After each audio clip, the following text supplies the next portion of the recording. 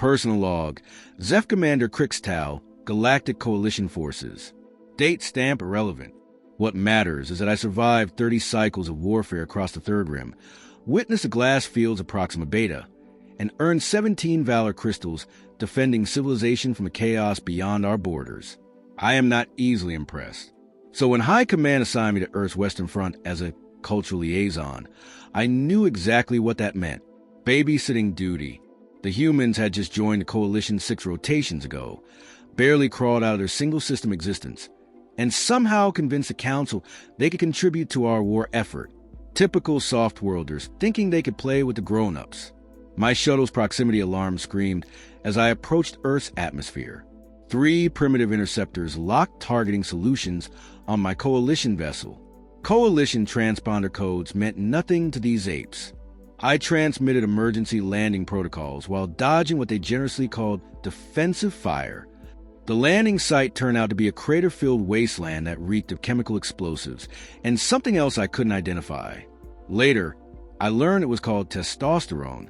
General Patricia Rodriguez stood waiting beside my smoking shuttle, missing her left eye, chomping on a rolled plant matter that produced toxic smoke and covered head to toe in mud. This was their commanding officer, a scarred, poisoning, filthy primate who looked like she'd been wrestling in dirt for entertainment. "Welcome to the party, Crystal Boy," she grunted, extending a grimy appendage I assumed was a greeting gesture. "Hope you're ready to have some fun with our Hectar visitors." Fun. She called warfare against the Coalition's most feared enemy fun. I documented this as evidence of either supreme ignorance or severe psychological damage from prolonged combat exposure. The humans insisted I join them for their morning chow, which turned out to be consuming the charred corpses of various Earth organisms. I watched in horror as Rodriguez devoured strips of burned animal flesh, while simultaneously reviewing tactical reports and arguing with subordinates about something called acceptable collateral damage ratios. These creatures consumed death while planning more death, and somehow found time to laugh about it. Their briefing room contained no holographic displays, no quantum tactical computers, no Neuralink strategy networks. Instead, color marking implements scattered across paper maps, while officers argued loudly over hand-drawn diagrams. Colonel Murphy, the specimen missing several teeth, cheerfully explained their plan to send the Hectar back to whatever void-cursed hellhole spawned them, using what he termed aggressive negotiations. I offered Coalition shield technology and plasma weaponry. They politely declined, claiming they preferred classics. Their armory consisted entirely of chemical explosives, kinetic projectile weapons, and devices designed to produce extreme heat for area denial. Sergeant Williams proudly displayed his collection of missiles, each decorated with small adhesive circles containing black dots that somehow made them Hectar-seeking. When I inquired about the tactical advantage of these decorations, he explained they helped with target acquisition through improved morale. My anxiety levels reached critical thresholds. These primitive creatures planned to face Hectar shock troops with chemical propellants and explosive compounds. I began mentally composing memorial notifications to their families, assuming they maintained family structures. Military protocol prevented immediate transfer requests, so I resolved to provide tactical guidance and minimize casualties through proper strategic leadership. The pre-battle rituals confirmed my worst fears. Humans consumed liquid stimulants, applied colored pigments to their faces, and produced rhythmic vocalizations while moving in synchronized patterns. Clearly primitive tribal warfare customs designed to summon whatever deities they worshiped before inevitable death. As we advanced toward Hectar positions, I activated full defensive systems and prepared for the bloodbath ahead. The War Council exceeded my worst expectations. No sophisticated holographic battlespace analysis, no quantum probability matrices, no Neuralink strategic algorithms. Instead, humans gathered around paper maps, drawing with waxy colored sticks while shouting over each other like juveniles fighting over feeding territories. Colonel Murphy explained their battle plan involved yeeting the enemy into next week through tactical nuke and pave operations. When I requested clarification on yeeting, he demonstrated by throwing a small object across the room with considerable force. Their strategic doctrine apparently consisted of aggressive negotiations and sending hostile parties back to whatever hellhole spawned them. Lieutenant Colonel Davis, a female specimen missing 2 fingers, cheerfully outlined their approach to making the Hektar understand that Earth ain't their playground. The entire briefing devolved into arguments about whether explosives should be big boom or really big boom, with consensus eventually reached on stupid big boom. I offered to share Coalition shield technology and advanced plasma weaponry systems. The humans exchanged glances before politely declining. "We appreciate the offer, Crystal Man," Rodriguez said, "but we prefer classics." She led me to their armory, a cavern filled with chemical explosives, kinetic projectile weapons, and devices designed purely for destruction.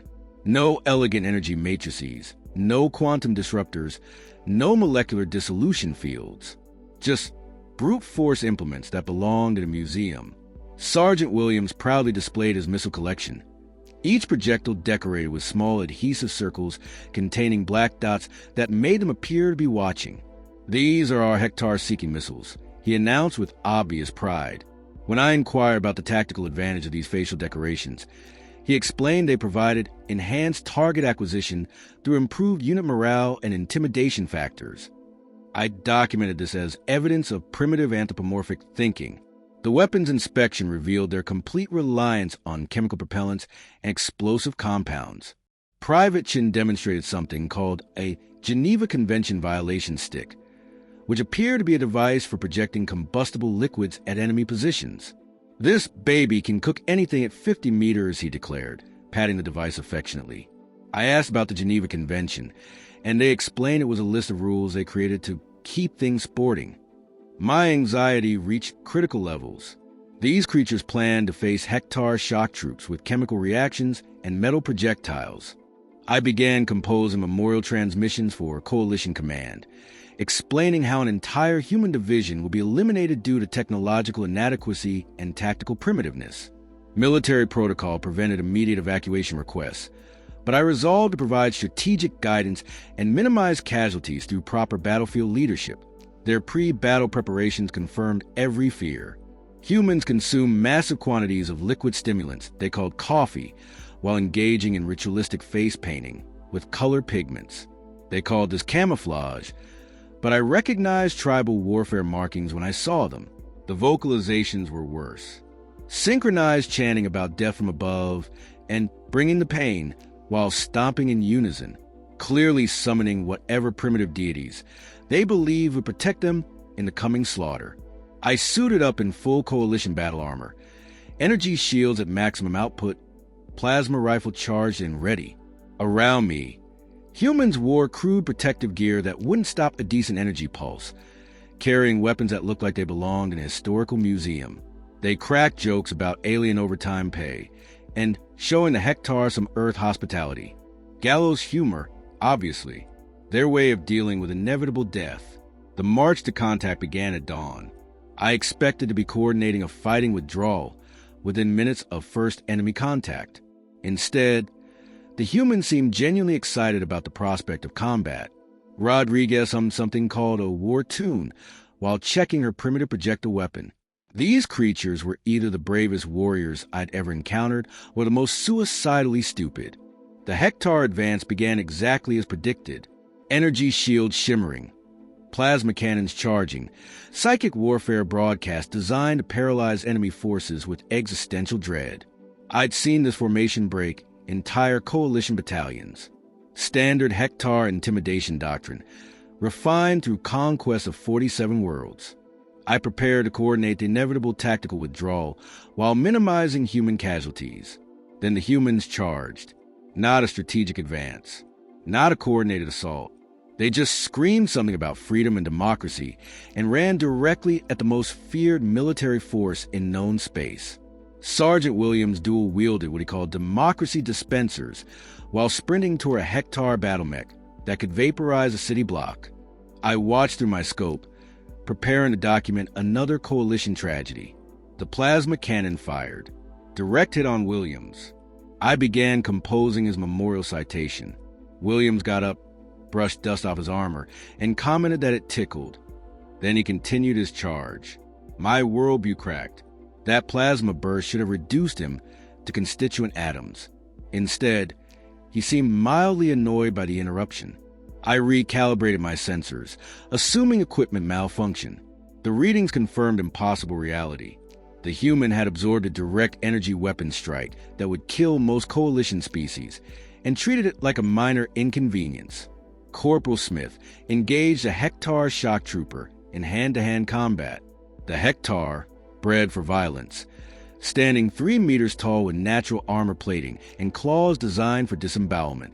Smith knocked it unconscious, picked up its body, and began using it as a club to beat other Hektar warriors. He was humming while he worked. 3rd Platoon somehow transformed the crater into tactical advantage, using the depression as cover while establishing interlocking fields of fire. What looked like battlefield damage became deliberate positioning. Their primitive tactics were working. The Hektar energy shields, designed to deflect energy weapons, proved useless against kinetic projectiles. Metal slugs punched through advanced defensive systems like they were ceremonial decorations. General Rodriguez coordinated artillery strikes while simultaneously arm wrestling a captured Hektar commander. She was winning both contests. Her missing eye apparently had no impact on her depth perception or her ability to crush alien warriors in tests of strength. Between radio calls directing fire missions, she casually overpowered a creature that could bench press a hover tank. The Hektar psychological warfare broadcasts, designed to instill paralyzing terror, seemed to have the opposite effect on humans. Instead of cowering in existential dread, they became more aggressive. Private Johnson, exposed to direct psychic assault, started laughing and charged 3 Hektar positions simultaneously. "This is better than coffee," he shouted while single-handedly dismantling an enemy strongpoint. I realized the humans weren't just surviving, they were winning. Decisively, the Hektar, who had conquered dozens of worlds, were retreating in disarray. Their superior technology meant nothing against opponents who treated energy weapons as minor irritations and psychological warfare as entertainment. Medic Anderson treated severe combat injuries with something called space duct tape, which apparently could seal anything from sucking chest wounds to hull breaches. Wounded humans returned to combat minutes after treatment, complaining that medical attention was keeping them from the fun parts. The entire human force somehow managed to be louder than Hektar war cries. Their battle sounds weren't intimidation tactics. They were expressions of genuine enthusiasm. These creatures enjoyed combat, not in the disciplined way of professional soldiers, but like juveniles engaged in recreational activities. The Hektar commander transmitted unconditional surrender. The humans accepted, then immediately began planning their next aggressive negotiation session with enemy forces in the northern sector. They treated galactic conquest like a scheduled entertainment event. I stood among the cheering humans, covered in mud and smoke, trying to process what I'd witnessed. I had to understand what I'd witnessed. Coalition databases contained extensive files on every member species, so I accessed Earth's military records expecting to find some explanation for their impossible combat effectiveness. What I discovered shattered everything I thought I knew about warfare. The Western Front wasn't humanity's primary battleground. It was classified as a quiet sector. These humans, who had just humiliated the Hektar Empire, were operating at what they considered peacetime engagement levels. I cross-referenced the data 3 times, convinced of database corruption. The files confirmed my worst fears. Human military history revealed 8,000 years of continuous warfare, not occasional conflicts over resources or territory. Constant, unending combat against their own species. They had refined violence into an art form through millennia of practice. Their primitive weapons weren't technological limitations. They were perfected instruments, optimized through generations of battlefield testing against opponents who understood their capabilities and developed countermeasures. The Geneva Convention wasn't ancient wisdom. It was created in 1949, barely yesterday by galactic standards. Humans had to establish rules limiting their own brutality because their natural approach to warfare was so devastating that they recognized a need for self-imposed restrictions. These weren't guidelines for engaging other species. They were humans trying to control themselves. Earth's peaceful population numbered 8 billion individuals. Every single one was descended from survivors of their species' endless conflicts. Natural selection had spent millennia eliminating humans who couldn't adapt to violence, leaving only the most resilient, cunning, and ruthlessly effective survivors. Their entire civilization was built on the accumulated experience of creatures who treated combat as recreational activity. I discovered concepts that violated every principle of civilized warfare. Total war meant humans would eliminate entire populations to achieve victory. Scorched Earth involved destroying everything of value rather than allowing enemy acquisition. Mutually assured destruction was their solution to weapons capable of ending civilizations. They built planet-killing devices specifically to threaten their own extinction if attacked. These creatures were willing to commit species suicide rather than accept defeat. The Coalition hadn't recruited humans as allies. We'd recruited them to avoid having humans as enemies. Every species in the galaxy understood this except me. The careful diplomatic language, the generous membership terms, the immediate military integration. We weren't helping primitives join galactic civilization. We were desperately trying to point humanity's capacity for violence away from ourselves. General Rodriguez wasn't a regional commander. Her file listed her as a peacekeeping specialist, which meant she was considered too gentle for Earth's primary conflicts.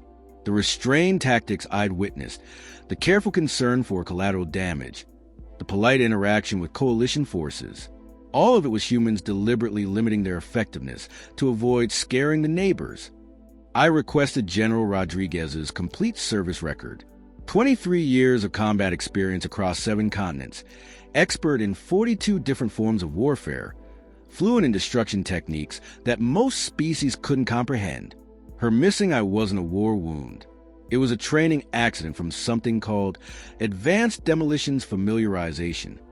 She'd lost an eye learning to be more effective at destroying things. The humans hadn't been holding back against the Hector out of technological limitation. They'd been showing restraint. Professional courtesy between warriors. I'd witnessed humanity's polite version of warfare, designed to minimize psychological trauma for their coalition observers. My final log entry reflects complete perspective transformation. I no longer see humans as primitive allies requiring protection. They're the most terrifyingly effective warriors in known space who choose to be gentle.